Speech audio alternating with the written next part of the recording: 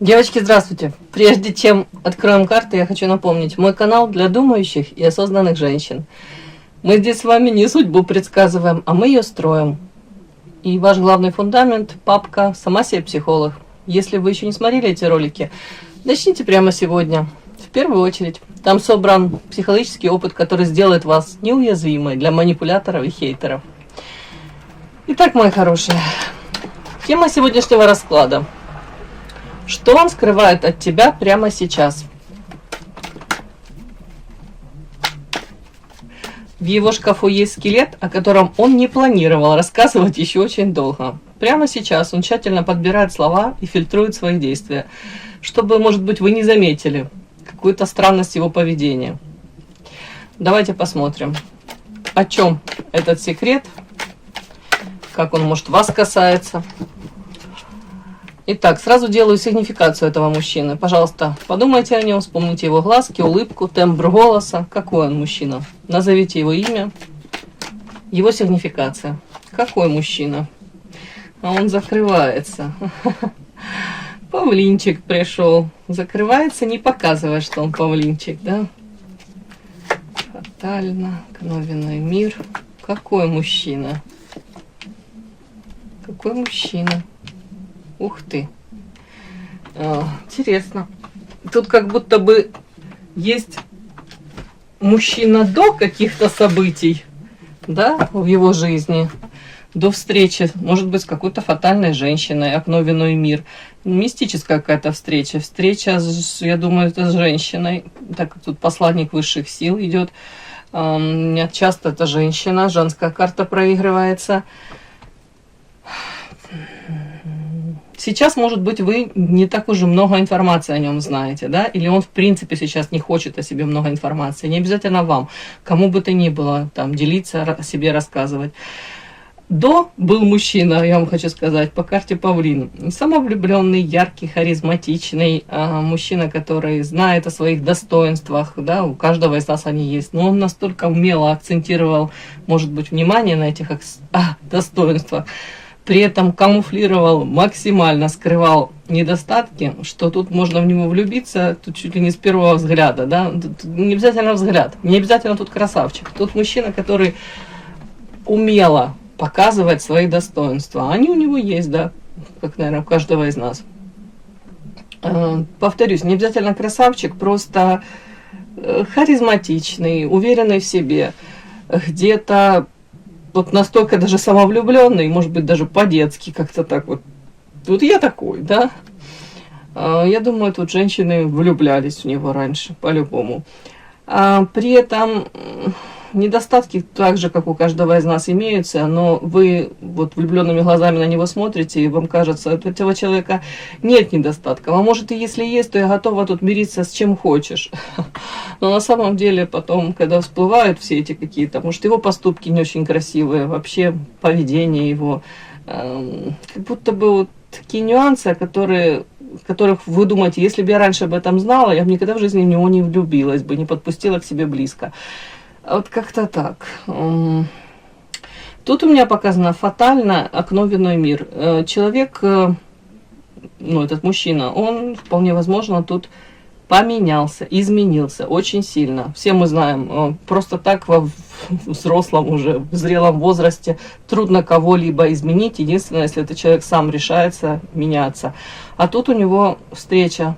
Я думаю, встреча с кем у него тут произошла? Встреча с кем, я спрашиваю, произошла, и ваша карта я вытаскиваю. Капец, бывает тогда. Карта вопрошающей. Ну, с вами встреча этого мужчины произошла, и он начал меняться. Может быть, мировоззрение его. У кого-то тут действительно какая-то окутанная тайной, мистическая эта история, встреча.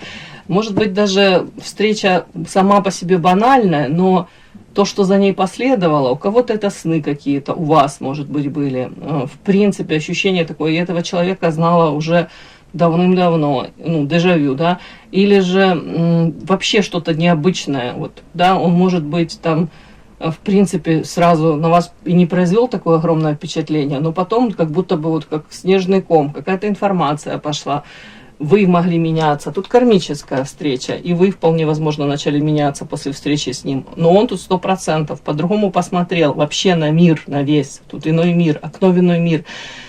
На женщин по-другому посмотрел. Может быть, до этого ему один какой-то типаж женщин встречался, или он обращал внимание на одних, а сейчас вот по-другому. Но при этом для него это было, как свинью ему подложили. Он говорит, ну я не рассчитывал на это. Я рассчитывал, он говорит, допустим, на какой-то один формат там. Не обязательно легкие отношения. Ну, записал он вас в какую-то категорию женщин. Там то ли друзья, то ли это любовница, то ли там будущая жена, то ли, не знаю, коллеги по работе, еще что-нибудь. Вот обычно он привык вот так легко как-то для себя вот какую-то ячейку помещать женщин, а тут вот, вполне возможно женщина нестандартная, непонятная какая-то для него. Чем больше он с ней общался, там узнавал, тем больше вопросов возникало. И тут, скорее всего, даже какая-то часть его души, может быть, ему кричала: присмотрись, это нестандартная какая-то ситуация, это не то, не совсем то, что ты там себе придумывал, видишь. Это заставило этого мужчину, все это заставило его по-другому, опять-таки, на вас посмотреть. Изначально он, вполне возможно, вас видел в этой карте посланник высших сил, добрый, светлый человек. И тут карта Иерофант, я думаю, опять это желание у него вы вызвали стать лучшей версией самого себя, может быть, обучиться чему-то. У кого-то, девочки, тут духовный рост, развития. У кого-то тут, может быть, даже вплоть до того, что он захотел поменять, у кого-то даже и род деятельности, в принципе, по-другому проявляться в мире захотел. Мне даже так идет. Какой он еще, этот мужчина?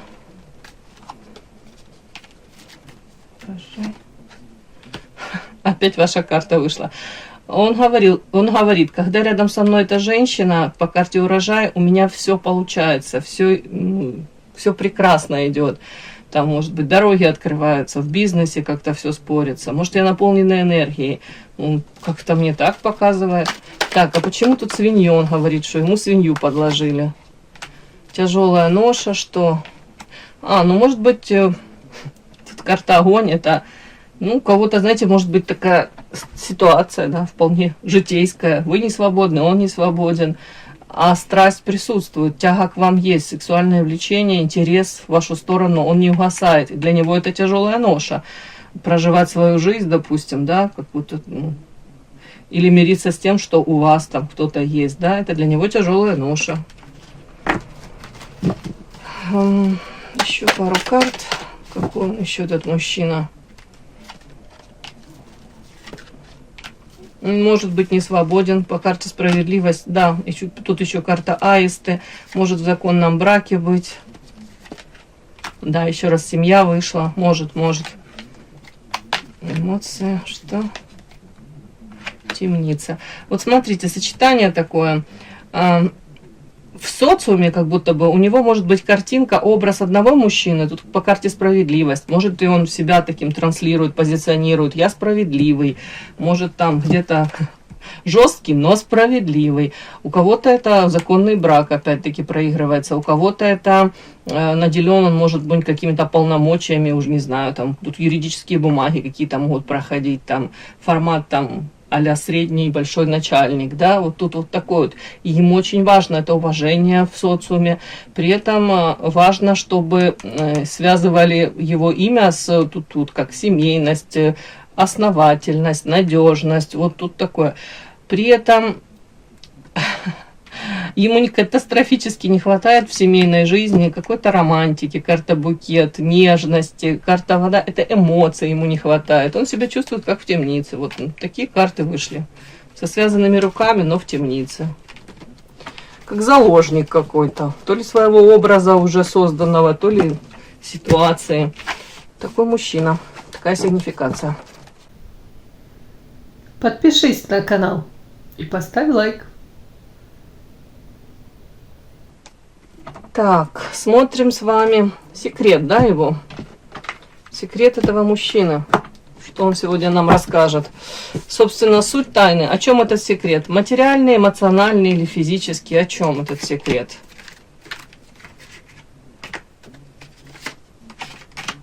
еще одну. Так. А давайте сразу я буду. Да. Секрет. Предчувствие, башня, черная кошка, проклятие, поездка, сердце. Странный. Так, секрет для маленькой такой компании. Башня тут в этой колоде это про стабильность, это не про разрушение.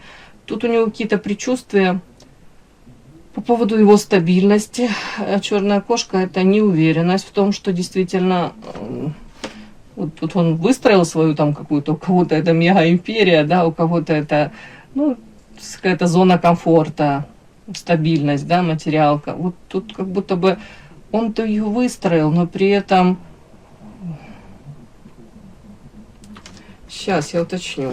То ли он говорит, что мне в этой зоне комфорта карта проклятия, черная кошка, это, знаете, карта поездка, как будто бы хочется оттуда максимально, ну, в любой момент как вот улизнуть, уехать куда-то, да, вот придумать себе что-нибудь. При этом это зов его сердца. Будто бы не находиться в этой зоне же комфорта, в этой стабильности. Так, черная кошка, это о чем? Письмо, башня. Вот смотрите, тут башня это стабильность, а тут башня разрушение. Сейчас. Сущность.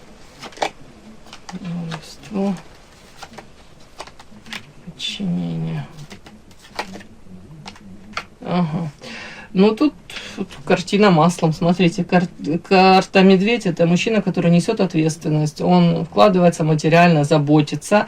Опять-таки о этой же своей стабильности. Может быть семья, может быть родственники. Да, вот обязательства есть у него, да.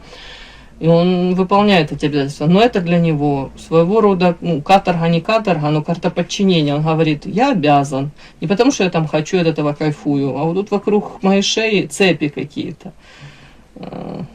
Хочу, не хочу, я должен это делать.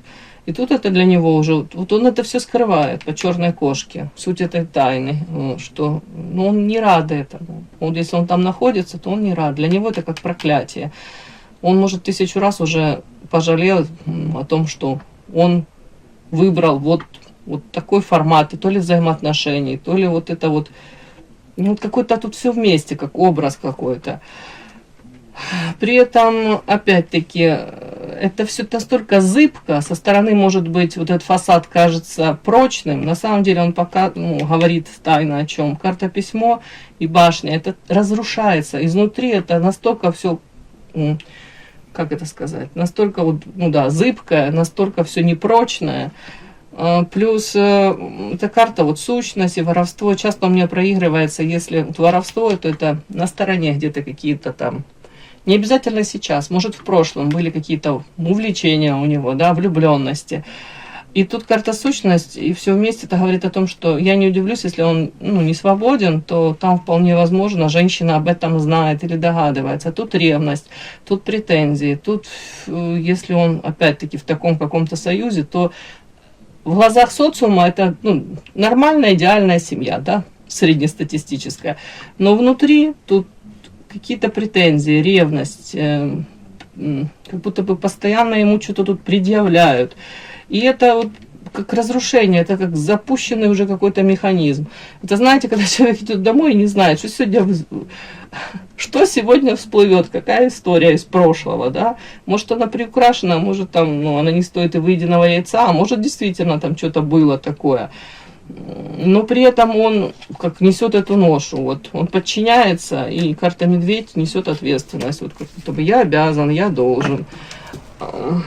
А сердцем, говорит, поездка ему как будто бы тянет его сердечко куда-то в другое место, поехать. Вот. Так, а что у нас тут выскочила? Карта род, семья, и что? Вот смотрите, карта род, семья, карта смерть. Это уже история не одного дня, не одного месяца, может не один год даже это все длится. Ну, человек несет эту ответственность, но при этом он понимает, что искренне какие-то эти чувства, эмоции, они ушли. Карта смерть и карта род. То есть А сердце его тянет куда-то, вот поездка, куда-то в другое место поехать. О чем это? Карта зелье, шабаш и что? Солнце. Ну, давайте так, я не буду тут рассказывать про какую-то сумасшедшую кому-то любовь, ну, я тут этих карт я не вижу. Ну, тут карта сердца, да, это его сердце куда-то к чему-то другому направлено, как какой-то, может быть, другой женщине. Но тут человеку просто хочется, знаете, почувствовать себя вот свободным по карте солнца, ребенком даже. Где-то вот эту ответственность, которую он в глазах социума, в глазах семьи, он это тащит. А ему так хочется это все сбросить и почувствовать себя вот таким каким-то, по карте шабаш и карта зелья, может даже совершать какие-то поступки такие необдуманные, может быть даже какие-то безумные в плане того, что не думать о том, к чему это приведет дальше. Вот так хотелось бы ему этой свободы. Ну вот как-то так. Даже, вот, ну, повторюсь, тут даже ребенком себя каким-то как почувствовать. Таким, может быть, взбаломошным. Вот в этот момент мне что-то захотелось. Вот шампанское в студию, да. Там, уже не знаю, куда мы там летим, мчимся. Какие-то сумасшедшие поступки совершаем. Кайфуем в моменте. Вот этого и хочет. Вот этого ему очень хочется. Ну, такой секрет, я не знаю. Это больше его состояние такое, знаете, как будто бы он носит маску одну в социуме, а внутри это совершенно другой процесс проходит. И это все в одном человеке, в одном флаконе, да. Ну, давайте посмотрим, почему он боится вам открыть эту тайну или не открывает, не считает нужным, да. Почему?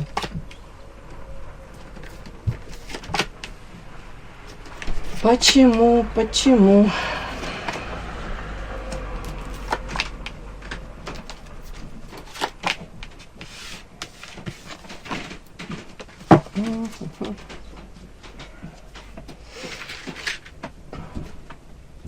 Знаете, если, давайте сразу так озвучу, если вы со стороны женщины, которая, ну, то ли как любовница проигрывается, да, карта зелья мне опять выскакивает, это дурман, обман, любовь такая, знаете, любовь токсичная, яд. Ну, если вы на него запали, да, вы его рассматриваете в роли, ну, любимого мужчины, давайте так, но не мужа вашего, это не ваш муж, сразу говорю. Вот если вы с этой стороны, то вполне возможно,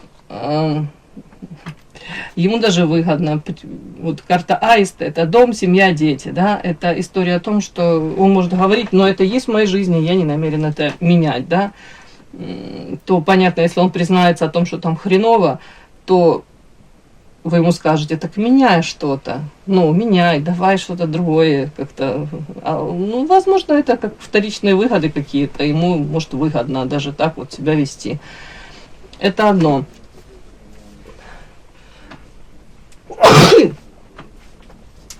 Фух, извините. Так, второе, что у нас тут вышло, ну, это карта зелья опять-таки выскочила. Если мужчина заинтересован в том, чтобы вас держать в таком подвешенном с каком-то состоянии, я имею в виду, и ничего толком вам не предлагать, не давать, но при этом как-то вас удерживать рядышком, да, подбрасывать вам какие-то зацепочки, то опять-таки ему это выгодно вас погружать в карту ожидания, да, вот девушка мечтает о чем-то, мечтает, и по факту она находится в этом плену, в этой клетке в такой. Сама себя в этой клетке она держит, ему не нужно особое усилие прикладывать, ему не нужно, может быть, вкладываться во взаимоотношения, там, ухаживать за вами, подарки дарить, там, не знаю, комплименты говорить. Вы сами себя в вот эту клетку ожиданий можете погружать. А если, ну, он признается, что там все плохо, да, не факт, что он решится на что-то другое. Скорее всего, он не готов он на что-то другое решаться.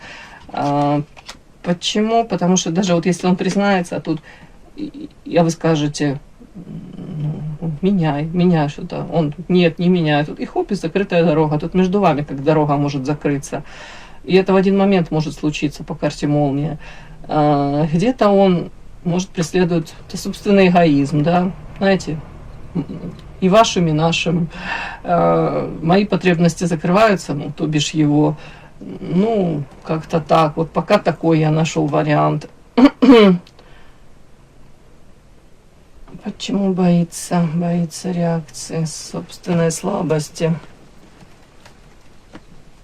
Ну, он не уверен в том, что он тут что-то будет менять. Сразу вам говорю.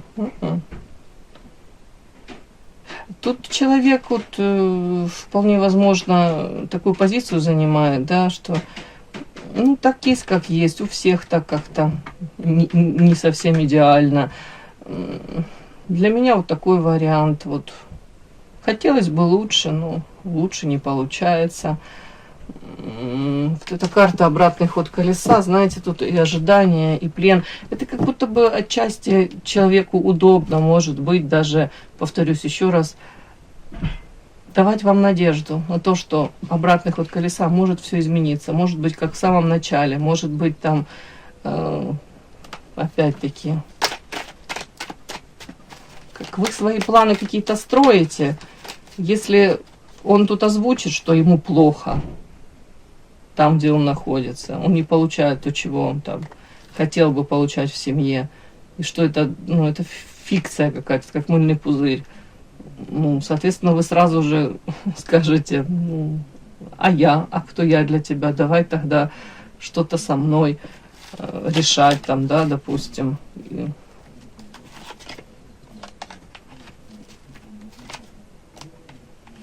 Вот как будто бы он и мечтает тут о чем-то, да, мечтает, чтобы было лучше, но при этом он четко понимает, что у него руки связаны. Я уж не знаю, может, у него какие-то обязательства такие вот действительно, или он там обязан конкретно там вот этой какой-то женщине, с которой он там проживает, тем людям, с которыми он там находится, то ли под одной крышей, то ли несет ответственность за них. Ну, бывают разные ситуации, девочки. А у кого-то это элементарно, я говорю, вторичные какие-то выгоды от нахождения в этой ситуации.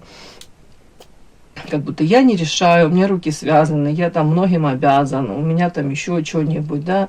Вот только такой формат я могу тебе предложить, или ни на что другое не рассчитывай. При этом человек и особо и не вкладывается ни там во взаимоотношения, ни тут, да, допустим. Ну, как-то так. Ой, ну а почему боится открыть, если вы с ним в законном браке, девочки?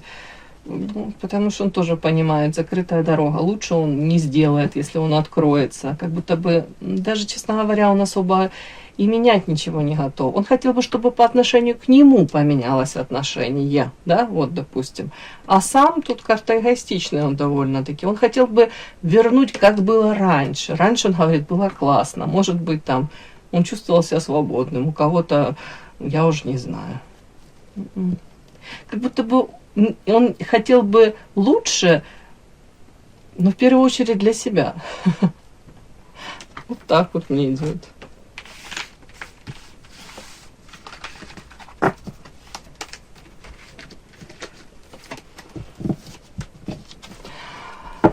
Давайте пару карт вытащу, как этот секрет отражается на твоей жизни прямо сейчас, даже если ты о нем не знаешь. Что покажут карты, мне прям интересно. Выскакивают карты, такие бесы, маяк, развилка, ключ, расставание.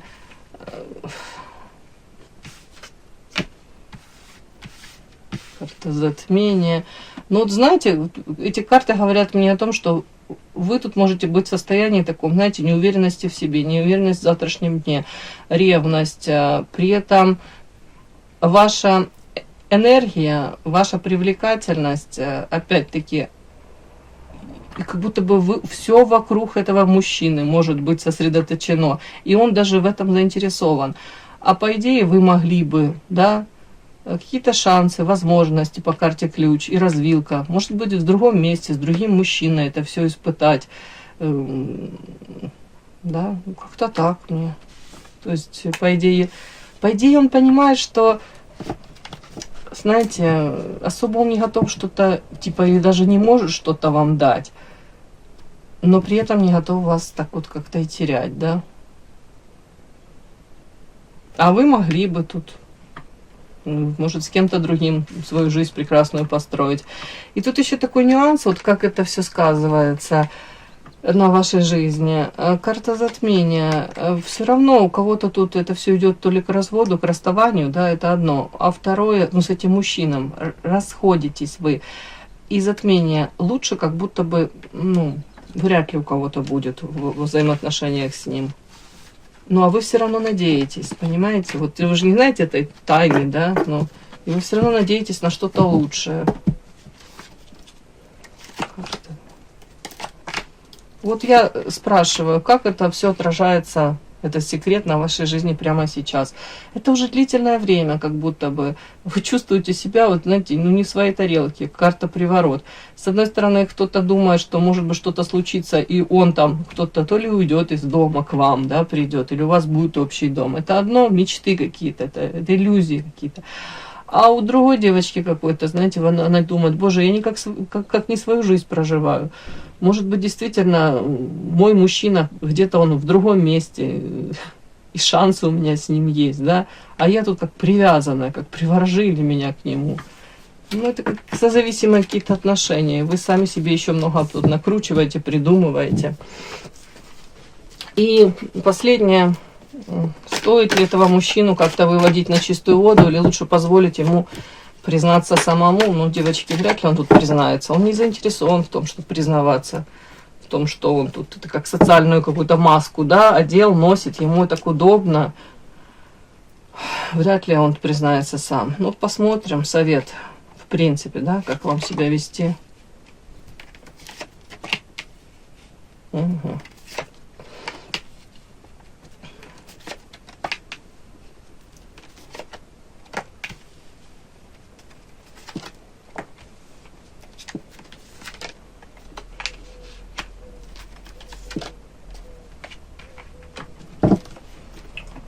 Ну, девочки, для многих тут, знаете, первая карта лотос, это карта чистоты помыслов. Это история о том, что в первую очередь самой себе признаться, готовы ли вы быть в той третьей постоянной, которая закрывает там чьи-то потребности, да, и поддерживает, может быть, если он не свободен, его брак на плаву.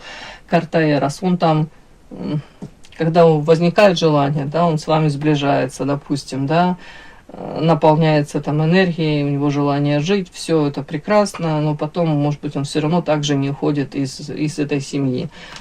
Это у одних так, у других, если там вы знаете, что ну, это ваш законный там супруг, то вы также честно должны сами себе признаться, ну, что эта ситуация, она никуда не девается, это уже давным-давно это все. Может быть, даже у кого-то тут, девочки, в ближайшее время карта метла, маска, это сплетни какие-то по поводу, знаете, вот двойственности этого поведения этого человека. Вот какие-то вот такие новости, ну тут сплетни, может быть, это правда, неправда, но вот в каждой сплетне есть доля сплетни, да. Что-то может такое вам, как бы, вам напоминание прийти о том, что ситуация-то не меняется. Ну, ты должна быть честной самой собой. Тебе это нужно, если у тебя самой это выгоды какие-то есть, карта якорь, может стабильность, может ты осознанно выбираешь вот так, вот тебе это удобно, может вот ты так видишь эту любовь, да, это тогда, ну, какие претензии, да, тогда лучше даже не надо выводить его ни на какую чистую воду. Вы играете как будто в какие-то игры по молчаливому, знаете, согласию, да, не озвучивая. Но признаваться сам он не будет, я вам точно говорю. Ну, тут как будто бы вас призывают разобраться в самой себе, в причинах, почему ты позволяешь этому с собой происходить. Может быть, ну, вам так действительно и комфортно, вас это устраивает. Может быть, таким образом вы понимаете, что так вот я могу его любовь. Тут карта ведьма, сердце. Вот пусть он там будет в семье, такая там у него стабильность, образ такой, но его сердце принадлежит мне. У кого-то даже так может проиграться. Но опять-таки, в чистую воду его выводить не стоит. Это вообще полностью как будто бы... Это может его даже от вас отвернуть. Да? Нужно ли его выводить на чистую воду? Солнце. А знаете, это к чему может привести? Ну, если вы, допустим, попытаетесь его вывести на чистую воду, это может привести к какому-то, знаете, такому, как выяснению отношений. И он может сказать: я тебя не держу. Ну, хочешь, будь в этих отношениях, не хочешь, вперед. Тут даже могут быть какие-то выяснения отношений и даже агрессия какая-то с его стороны. И по факту вам потом ничего не останется, знаете, как просто уйти самой, да, для того, чтобы... Тут вы же затеяли этот разговор, и как дальше вы... Ну, тут какой-то такой может быть финал, к которому вы даже не готовы. Вы потом пожалеете, что вы затеяли этот разговор. Это из той серии, знаете, когда жена догадывается, да, допустим, пример, жена догадывается, муж изменяет, но при этом у нее есть выгода от нахождения с ним в этом браке. У кого-то это материально, там, я уже не знаю, общий бизнес, еще что-нибудь. Ей так, ну, удобно, может быть, да, действительно, давайте так. Но она при этом затевает этот какой-то разговор о каких-то там, какие-то сплетни туда, там, может быть, там, любовницы какие-то эти. И он знает изнутри, что она от него зависит, да. Или он на самом деле там уже почти готов уйти к кому-то, или даже в никуда. Она его поддостала. Она для него, как, знаете, пятое колесо в телеге. И он с удовольствием может ухватиться за эту, допустим, не ваш мужчина, я вам просто пример говорю. Ухватиться за эту возможность. Ну да, ты все знаешь, ну хорошо, все, давай тогда разводимся, все. А она думает потом: все, он ушел, там какая-то зона комфорта ее разрушена. А что она хотела этим? Что она добилась этим? Я никого ни к чему не призываю, я просто говорю, как оно бывает в жизни очень часто. Поэтому в первую очередь самой себе признайтесь, для чего это вам нужно. И почему вы с этим мужчиной рядом, или почему вы надеетесь на то, что он будет рядом с вами. И тайна всегда скрывает не только информацию, но и страх быть непонятым или отвергнутым. И психологически то, что он прячет, говорит о его слабости больше, наверное, чем о вашей неготовности знать правду. Все тайное становится явным ровно тогда, когда вы готовы это принять без разрушения себя. То есть, если вы готовы уже к каким-то действительно форматам, без него, к свободе, вам это нужно даже, да, вот этот финальный аккорд такой, освободиться. Я хочу точно знать, кем я для него являюсь. Вы уже в этом каком-то состоянии непостоянства уже подзадолбались быть, уже у вас психика расшатана, допустим, вы не вывозите эту всю ситуацию. Но вы должны четко понимать, что после этого разговора ваши пути дороги разойдутся. Может быть, болезненно это будет расставание. Если вы к этому готовы, то вы можете это озвучивать, да. Этот разговор, да, как-то выводить на чистую воду кого-либо. Но при этом вы должны же понимать, что и вас могут вывести на чистую воду. Ваши какие-то там вторичные выгоды также могут всплыть. То есть человек не будет просто там глотать какие-то свои обиды, претензии. Он тоже на вас может вывалить кучу всего такого интересного. В общем, доверяйте не словам, а своим ощущениям. Ваше подсознание уже знает то, что он боится произнести вслух. Все, мои хорошие. Удачи. Удачи вам во всем. И да, не забудьте подписаться, кто еще не подписан.